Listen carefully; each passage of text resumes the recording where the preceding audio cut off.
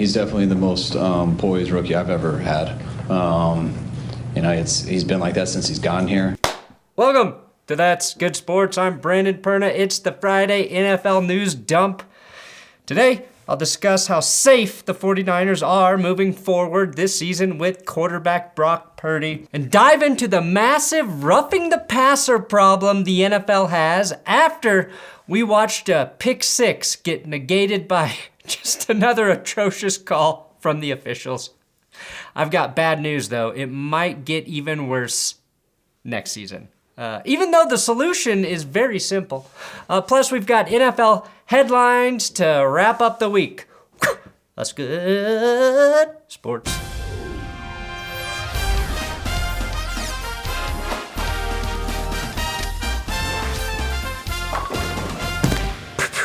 If Brock Purdy can come in and win, maybe I can get to 350,000 subscribers. Today's episode is sponsored by Audible and Alexa.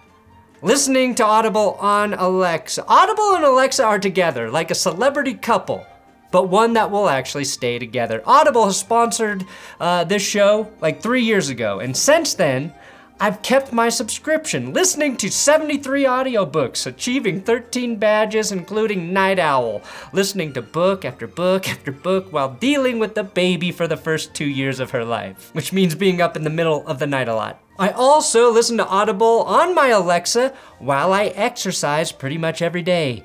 These hands need to be free to build these guns, and Alexa allows me to do that. Alexa, read Fear the Wolf. Getting your selection from Audible. Resuming Fear the Wolf. A part of him wishes it were that simple. And right now, I suggest checking out Fear the Wolf by James Patterson. Alexa customers can just say, Alexa, read Fear the Wolf, and you can listen for free. It's labeled as a power family football thriller. Essentially, imagine if a certain owner of a certain team, formerly with a very generic team name, was a good guy. There's a bunch of free titles this month. Just use my link below to sign up. NFL headlines. X-rays revealed that Jets quarterback Mike White suffered fractured ribs from the pounding the Bills put on him last week. They had to do 2 sets of X-rays as the first did not reveal any damage. So Zach Wilson will get the start, and Zach Wilson responded by saying, broken ribs?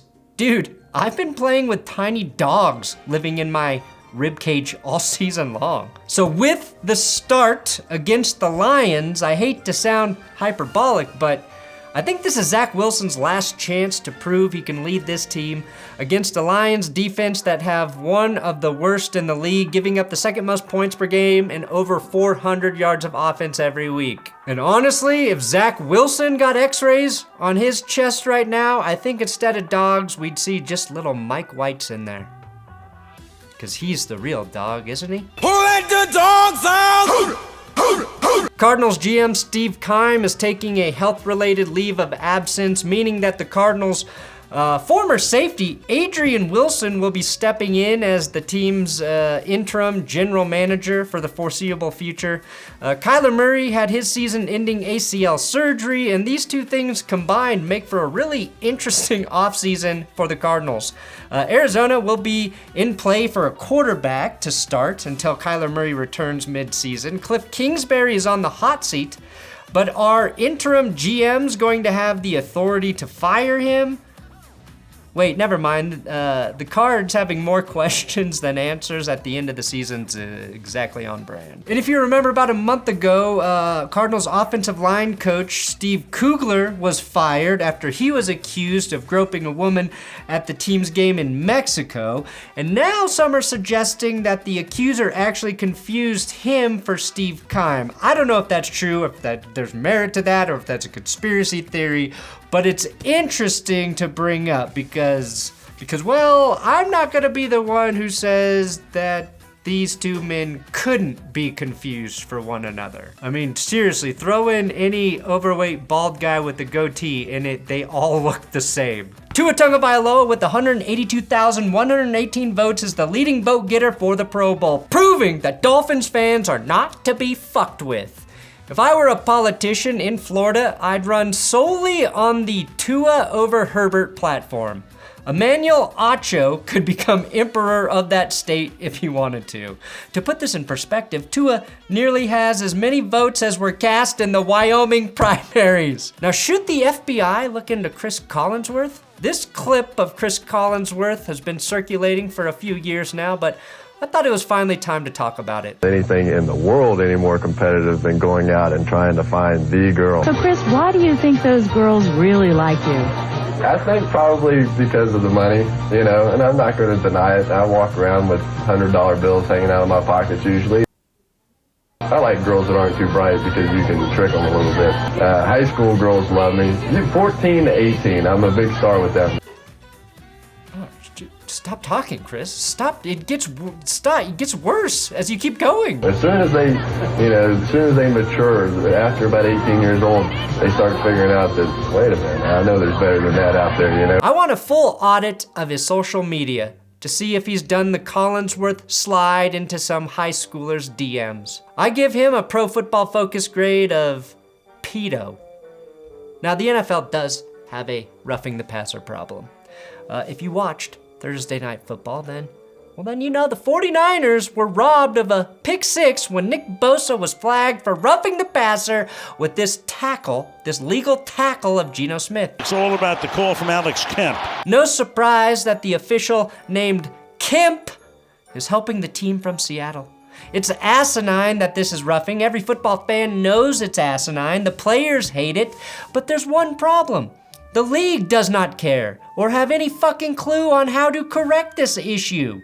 Earlier this week, we got this nugget about the rule. Troy Vincent, the executive vice president of football operations, says there was discussion among owners this week about whether a hit on a QB or other defenseless player should be one, reviewable, and or two, be an automatic ejection. So the first thing that should terrify you as an NFL fan is the fact that we've been complaining about how bad the roughing the passer calls have been all season. Well, the last couple years anyway. Last night, it was Bosa's hit on Geno Smith. Last weekend, it was the Greg Russo tackle on Herbert. Before that, it was Chris Jones and his tackle of Derek Carr. All textbook tackles with both Jones and Russo also demonstrating an attempt to soften the blow as they fell onto the QB. Our main complaint is that there needs to be less roughing, that the overprotection of the quarterback ruins the viewing experience. And the NFL's reaction is, well, how about we discuss reviewing roughing the passer and also ejecting the players hitting too hard? The NFL's like, let's consider one thing that might help and one thing that will definitely make it far, far worse. Those are two very different solutions to the same problem. It would be like if your wife asked you if you could finish up work early to come home and help with the kid, and you said, okay, I'd love to. You call it a day at 3:30, get in your car, and drive straight to the airport and take a direct flight to Hong Kong to spend the week there doing business meetings. The only thing you did that was in the ballpark of what was being asked is make a decision that was indeed about work. But wait, it gets worse because I just showed you 3 examples of bad calls. Well, here's some more. Last week also, the Bucs were flagged for their very first hit of the game on Brock Purdy. And of course, early in the season, maybe the most egregious flag was when Tom Brady was gifted a free set of downs and a win when Grady Jarrett tossed him to the ground. And yet, this is Troy Vincent on how the officials have officiated roughing. The officials, I must say, have been pretty consistent with and very accurate on making that call, but they're human. He just told us he doesn't have a drinking problem, while immediately then taking a swig from his flask and then chasing that with a sip of his lunchtime margarita after finishing his sentence. The solution to fix this is simple. Remove the body weight rule in the roughing the passer parameters.